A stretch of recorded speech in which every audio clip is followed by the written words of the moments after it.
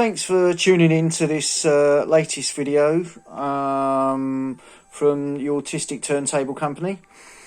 So what we've done with this latest tempering of the renowned Rega Plane R3, this actual version is the RP3 version, not greatly or significantly different to a lot of the others. Only this is supposed to have the all singing and all dancing motor, the 24 volt motor, which can be run from the turntable power supply unit separately. So you don't have to keep changing the drive bands on it, so that there's no more taking off the glass platter when you want to put on a different speed record. Problem with this was, for me at least, that the amount of vibration coming from this particular motor. I've had other 24 volt motors and they all seem to give off what I deem to be quite an amount of vibration.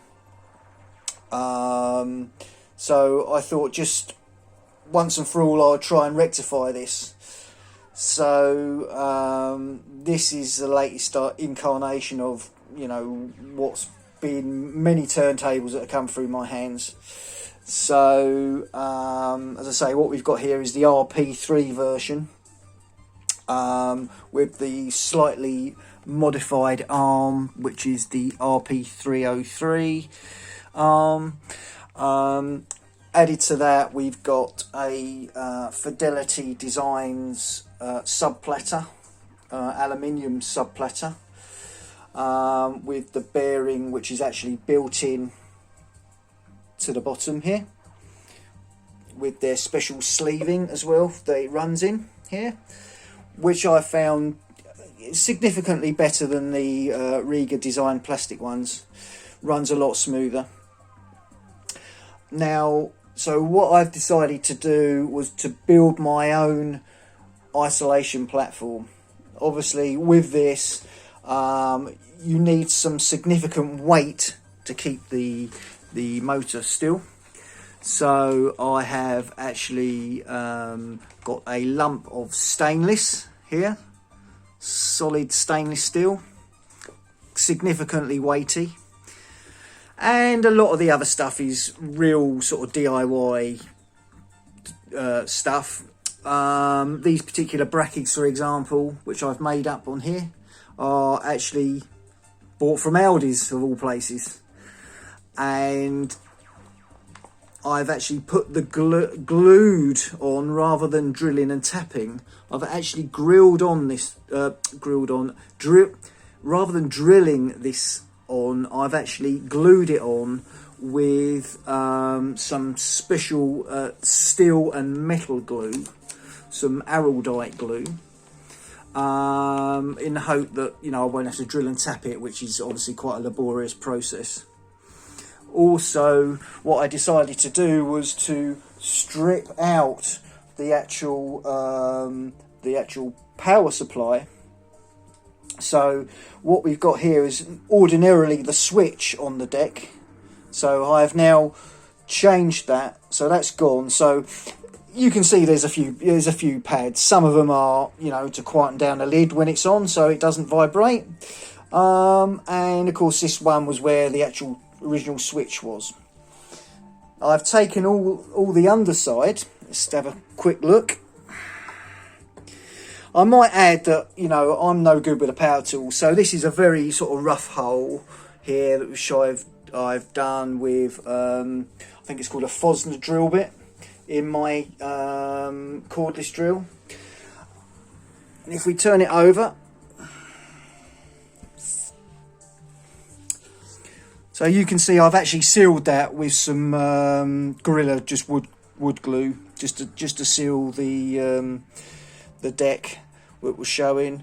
And then to accommodate the height, the extra height that I've made from the bracket, I have actually got on 2 sets of Rega feet, Actually, these are actually feet from a laser launcher, believe it or not, where I used to work. But these are essentially the same things, plus a rubber insert above them, just to give it that extra height to accommodate the motor. Okay, gently put that down. Oh, you will see schoolboy error here. Never tip up when you've newly poured your oil down into the well. Mop that up. Okie doke. So the circuit board, which was obviously attached to the deck to avoid any vibrations, that's been taken off, and I've actually implemented that into the original box and just put a cardboard backing onto it and bolted it up, and it's literally got running around the edge so that it doesn't actually touch the circuit board. It's actually got what is some insulation for doors and windows, just running around the edge here, this white, just so we don't hit the circuit board at all. But it's nice and cosily in there. And then I've literally drilled out the top of the original box that was on the underside of the deck and put the switch which was on the deck. Okay, so we can turn that on, leave that on permanently, and then we can attach to it the turntable power supply unit. The new version being the Neo. I've actually got a Mark II running with it, which runs fine.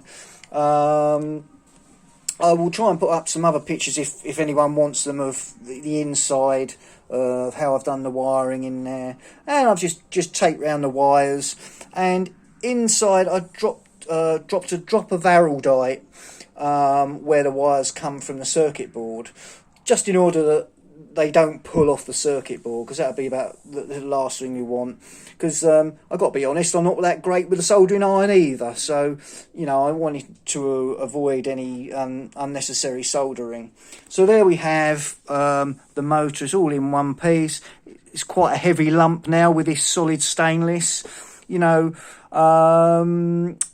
outlay, you're talking sort of a tenner for the stainless, so not a vast amount, and again sort of £13 for your drill bit to drill out the deck hole. So trying to keep things on a budget. What I've tried to spend more money on is things like the actual cartridge itself. So it's got a brand new cartridge on here, which is let's have a look, which is the brand new VM95. That's the microline.